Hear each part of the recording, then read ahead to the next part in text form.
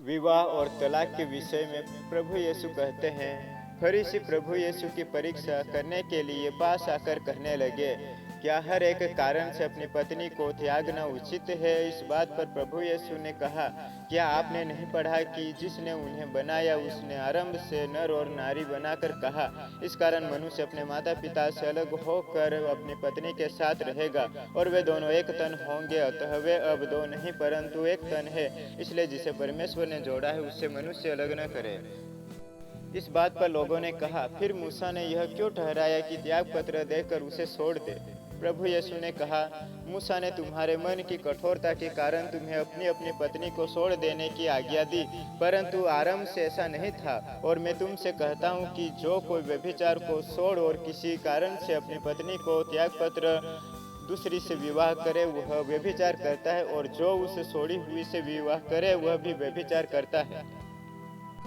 प्रेरित पौलुस कुरिन्थियों की कलीसिया को लिखता है, परंतु व्यभिचार के डर से हर एक पुरुष की पत्नी और हर एक स्त्री का पति हो। पहला कुरिन्थियों की पत्री 7 अध्याय 2 आयत। परंतु मैं अविवाहितों और विधवाओं के विषय में कहता हूँ कि उनके लिए ऐसा ही रहना अच्छा है जैसा मैं हूँ।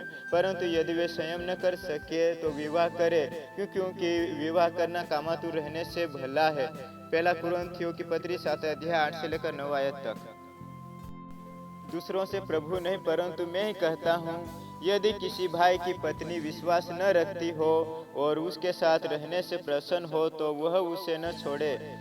जिस स्त्री का पति विश्वास न रखता हो और उसके साथ रहने से प्रसन्न हो वह पति को न छोड़े। पहला कुरिन्थियों की पत्री 7 अध्याय 12 से लेकर 13 आयत तक। क्योंकि हे स्त्री, तू क्या जानती है कि तू अपने पति का उद्धार करा लेगी?